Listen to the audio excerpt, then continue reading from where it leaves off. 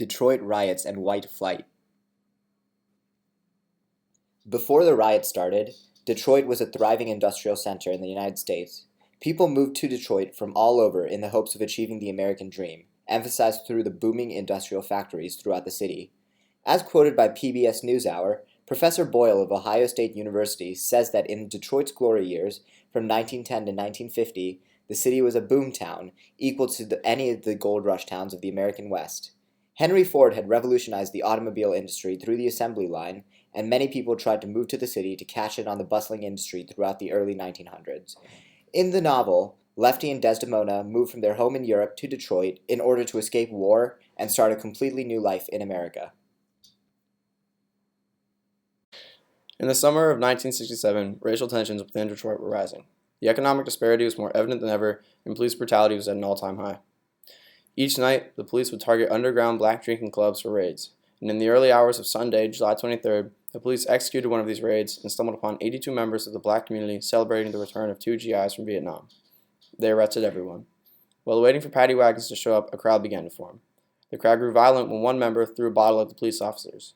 The crowd then began pelting cars with stones. After this, large-scale looting and destruction began. People were burning down buildings and stealing things left and right. To quote the novel, men were playing instruments taken from the music store.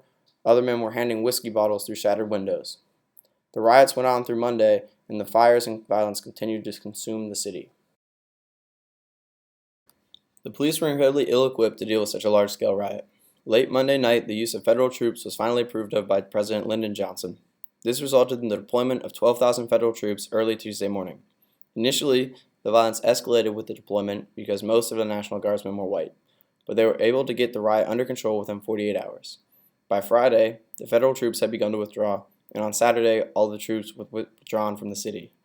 Throughout the week, over 40 people died, over 7,000 were arrested, and there was an estimated $40 million lost from destruction and looting. The white flight is the movement of the white population from the city of Detroit to the suburbs due to the 1967 Detroit race riots. The mayor of Detroit at the time, Mayor Coleman Young, stated that the heaviest casualty, however, was the city. Members of the city began to become overcome with fear and racial prejudice. Because of these emotions, during this time period, the white population sold or abandoned their homes in racially diverse neighborhoods within the city. The white population fled to the suburbs, and the population of the city shifted. Not only did the population begin to decline, but the racial makeup of the city transformed from a white majority to a black majority by the 1980 census. The economy began to decline as a wealthier population left the city, causing a decrease in the tax base.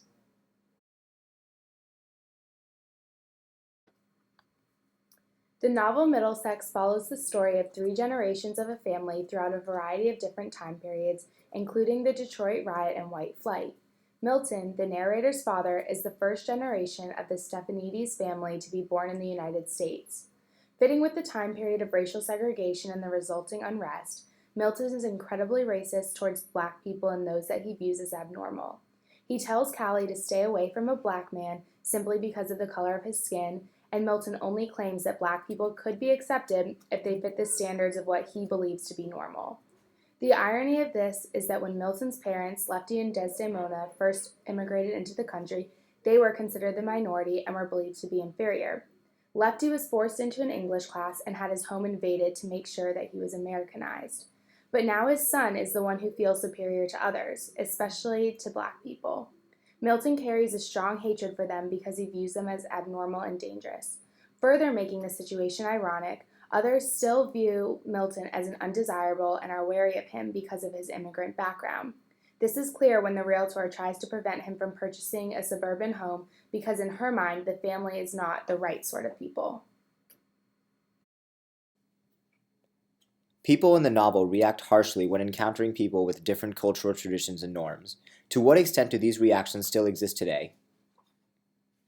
How do the riots reflect changes in the Stephanides family's relationships with one another?